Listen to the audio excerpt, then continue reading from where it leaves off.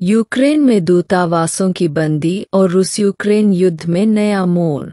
जब कोई जहाज डूबता है तो सबसे पहले उसके चूहे ही उसे छोड़कर भाग जाते हैं, और जब कोई देश डूबता है तो सबसे पहले उसके गद्दार और कमजोर लोग ही अपना बोरिया बिस्तर समेटकर उस देश को छोड़कर भाग जाते हैं।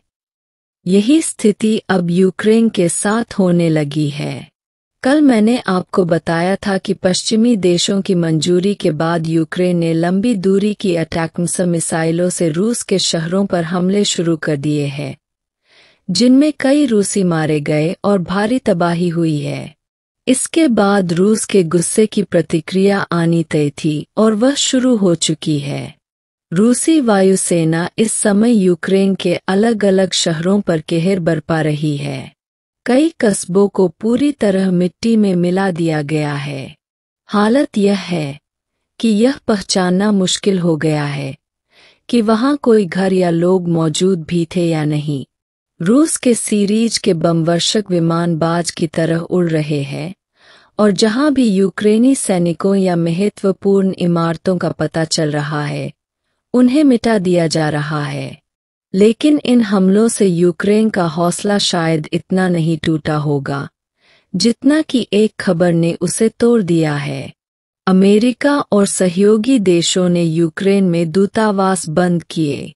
ताजा खबर के अनुसार अमेरिका ने यूक्रेन की राजधानी कीव में अपने दूतावास को बंद करना शुरू कर दिया है। इसके तुरंत बाद स्पेन, ग्रीस, इटली और अन्य पश्चिमी देशों ने भी अपने दूतावास बंद कर दिए हैं और अपने स्टाफ को वहां से निकालना शुरू कर दिया है। यह कदम उठाना उनके लिए आवश्यक था, क्योंकि रूस अब यह मानकर चल रहा है कि पश्चिमी देश सीधे तौर पर इस युद्ध में शामिल हैं। रूस पर हुए हमलों के पीछे यूक्रेन नहीं, बल्कि नाटो और पश्चिमी देश है।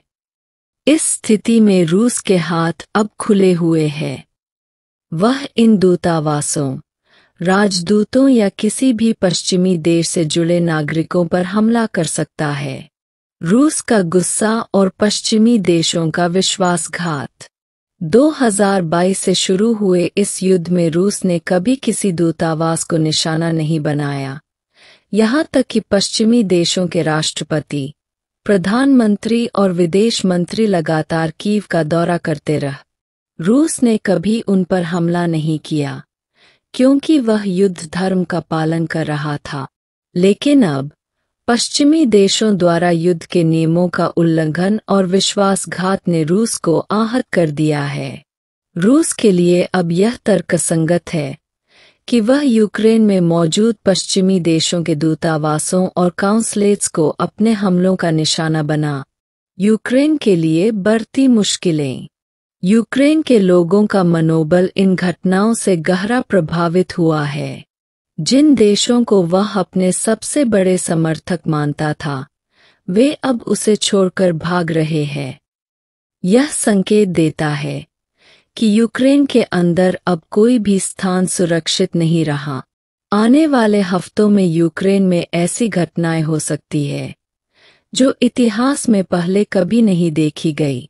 युद्ध का यह नया मोड़ न केवल यूक्रेन बल्कि पूरे विश्व के लिए चुनौतीपूर्ण साबित हो सकता है।